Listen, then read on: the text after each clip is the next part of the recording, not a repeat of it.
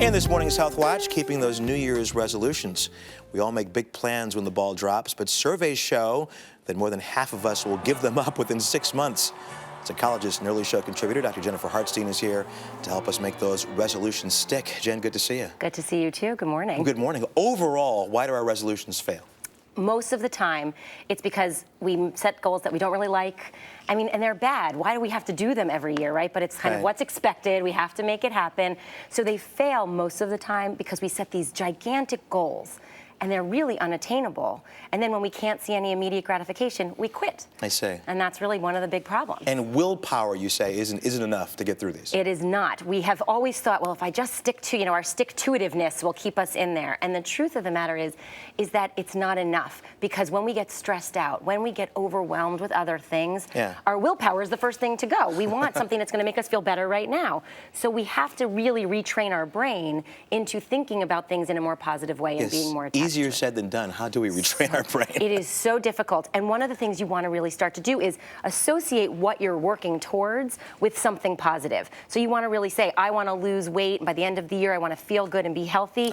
Imagine what that's going to feel like, and also the reverse of that, what's it going to feel like if you don't do it? So you want to try and do that. You also want to start with some really small, kind of less meaningful tasks as practice. You wouldn't run a marathon without training. You wouldn't jump into a really long-term goal without starting to train your brain a little bit. So you think of your brain as a muscle, train it so that you can jump into your resolution and be ready. All right, I'll try that. You've got some specific tips for us here. First of all, you say plan ahead when it comes to resolutions. Absolutely. So you have a week before it's New Year's. Start to get things ready now. So if you want to be organized, start to get the containers, the folders, the whatever. I have my folder here that I use to keep things organized, and it's bright and colorful. I like that. It keeps me, oh, look, it's my happy folder. So you want to think about what's going to help you get ready. If you want to lose weight and be at the gym, have you joined the gym yet? Do you have your new clothes? Start to think about what you want and get ready for it so that come January 1st, you're ready. Okay, you touched on this earlier. You said set attainable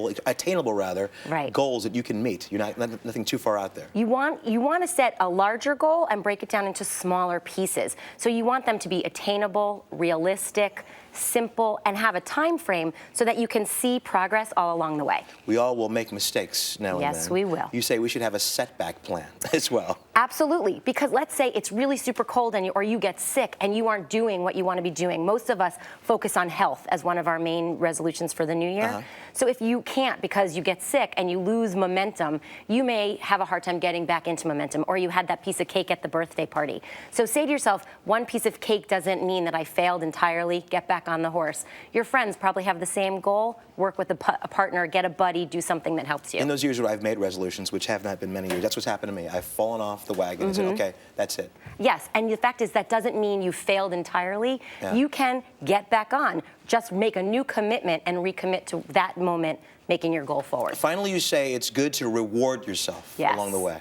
You want to, if we're breaking things down into little bite-sized pieces, reward each piece so that you feel like you are feeling good and getting that immediate gratification that's going to keep you motivated. So you want to recognize that and do that as much as you can. Pat yourself on the back, give yourself praise, buy something for yourself, any of that. And don't look at that reward, as a setback. No. If you like chocolate cake and you have a piece of chocolate cake after 3 weeks, don't look at that as a setback. Don't look at that as a setback. Say, hey, I worked really hard. I deserve that cake, and tomorrow I'm going to be at the gym an extra half an hour.